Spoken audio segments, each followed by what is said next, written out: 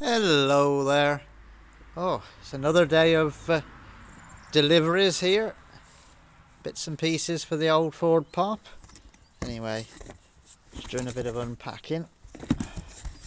And I do believe we have got, he says, look.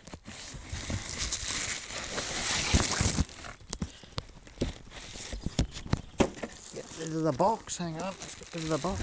Away. We've got a new replacement starter motor. It's a reconditioned unit. It's not brand new, obviously, but it's a Lucas genuine one. I'm trying to get this bag off. Yeah, it's a Lucas genuine one. It's not a Chinese copy or anything like that. So I'm hoping that it's going to pretty much be as it should be. Let's get the old one and just check. Oh.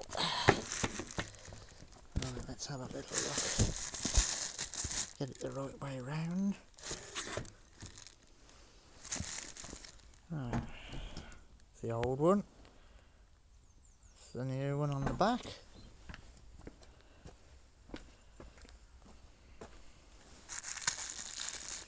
Have a look at it on the front. It's doing a fair impression, isn't it? It is doing a fair impression. 5 inches between the two, so hopefully that will suffice. And I've got another box here, some more bits and pieces. What have we got here? Have a little look. Water pump gasket. I know I could have made one out of an old Rice Krispie box, but I think it was £1.50 or something, so I just couldn't be asked. Pair of brake flexi hoses for the front, and also it's very difficult doing this one-handed, you know. But also in here we have